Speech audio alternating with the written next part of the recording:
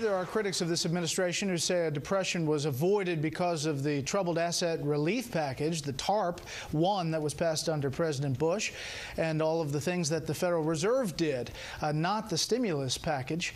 They also point to this bar graph sent out by the administration in January of 2009.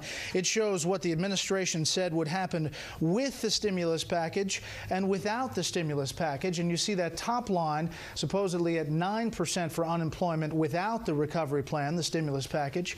Of course, we reached well over 10% unemployment, and now unemployment stands at 9.6%. What about all of this? The stimulus package 1 year ago today. Charles. Well, if you look at the graph, you see the upper line is the line of what Obama says we avoided, which he says was the Great Depression, which we avoided. Let's put up the graph again. But if that's the case, then 2009, which was worse than the top line of the graph, as you said, 10% unemployment, what does that mean? That we were in a Great Depression squared last year? Look, all of this is hyperbole, nonsense, ad hoc numbers.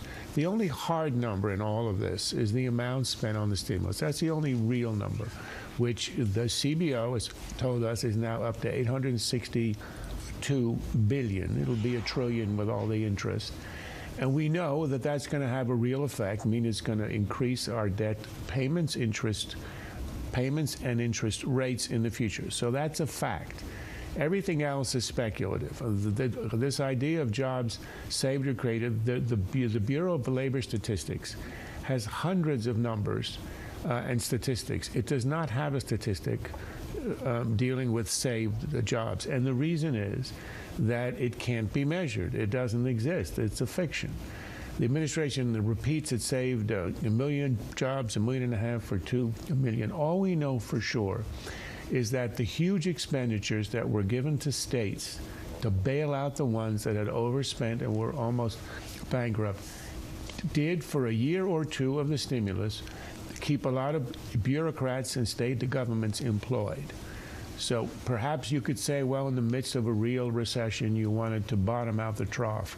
But $1 trillion is a high price for a very small and temporary effect. Charles, quickly, the administration and top Democrats on Capitol Hill are not calling it another stimulus, but the jobs bill is shaping up to be much like the first one, isn't it? It's exactly the same idea with a new name. They understand that stimulus is not good PR. People hate stimulus.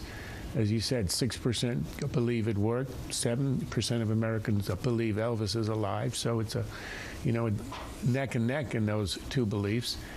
So they rename it a jobs bill. It's the same idea. And I think there's a lot of skepticism as to whether you can really have a government create a job that's going to be a real job as opposed to just hanging on to a bureaucratic job for a year or two.